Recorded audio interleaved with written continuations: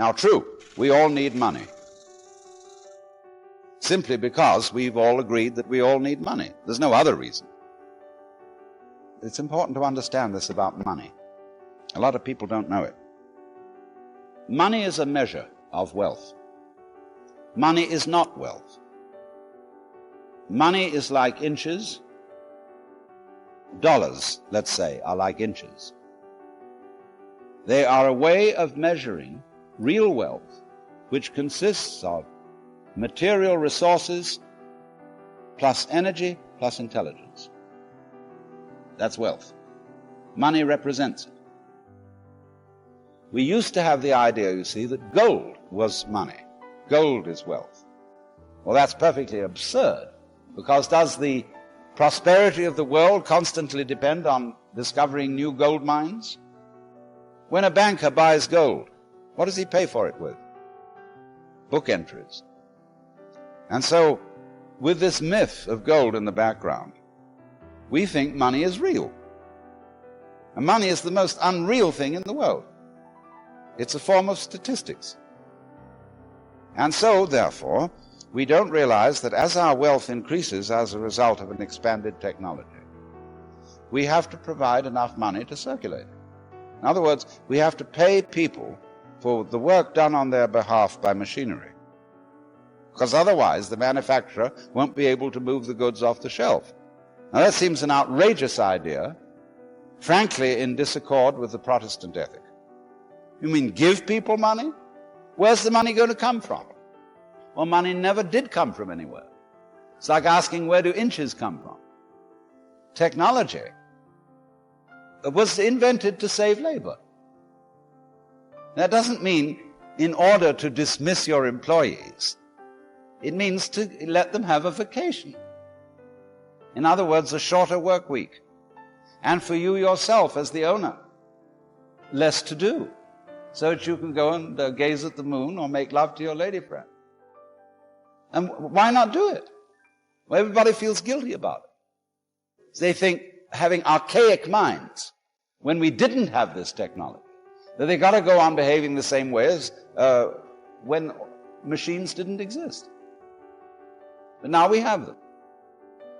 But we won't use them, except in silly ways. Like, for example, rushing around everywhere in automobiles, polluting the air. You know, you don't really have to commute in most businesses if you have a telephone. Ever thought about that? You don't need an office. You don't need to go rushing around, exhausting yourself and getting absolutely furious in the traffic jams on the freeway. You know, we're all getting furious about things we can do nothing about. You know, we read the newspapers and look at TV and see the disasters occurring all over the world and feel upset and mad, and there's nothing we can do. Why waste your time? Pick up the telephone. It saves you the cost of a secretary, the fag of mailing stuff, sticking stamps on it, going down to the post office. And if you count up all the hours, you'll realize that the electronic method of communication, that is the technology, is much less expensive than the ordinary way one goes about things. It's like an automobile is a mechanical imitation of a horse and carriage. Long ago, people have invented automobiles that were far more serviceable, but they somehow never get into use. So it is a matter of keeping your mind closely on what you really want to happen and what can be done, instead of going through meaningless rituals. Now, I was referring to the fact that everybody needs money.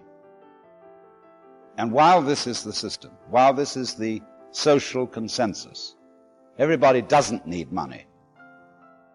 But while it is the social consensus that that's what we all need, let's be frank about it. And not say, therefore, of the person whose interest is in higher things, whether it be academic, religious, or artistic, oh, you don't need money, because your satisfaction is surely in doing your work. The only people who need money are the people who are miserable at their work, because they're there to make money. Let's drop the hypocrisy. The scholar, the artist, in this context where everybody has to have money to live, needs money just as much as everybody else and should be paid accordingly. This applies particularly to the teacher in the schools, or whatever, people who are put down and saying, oh, you're a teacher, or you're a clergyman. You don't need money because you live on the Spirit. That's rubbish. I repeat, in this context, where everybody has to have it. So, you think you can be a dropout and be a hippie. You have to go out on the street and say, you've got any spare change? No, you don't need money. You're a hippie. Don't fool yourselves. We all do. But we are living under conditions where money, as I have tried to explain, is not understood, where it is not seen for the fiction and the useful fiction which it is. And so what do?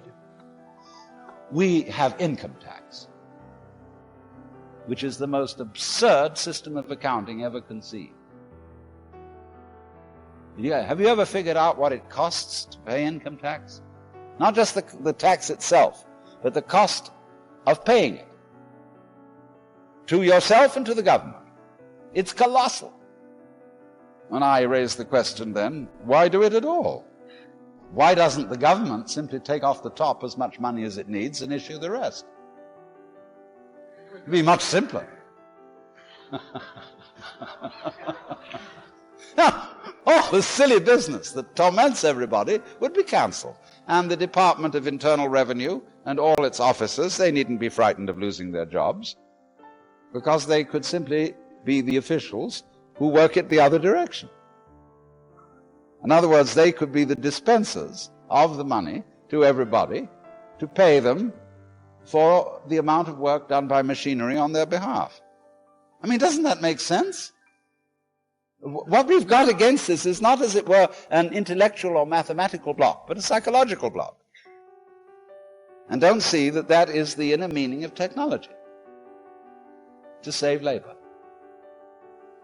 In other words, you could say that the Labour Party in all the various countries has never really understood that it has to be saved.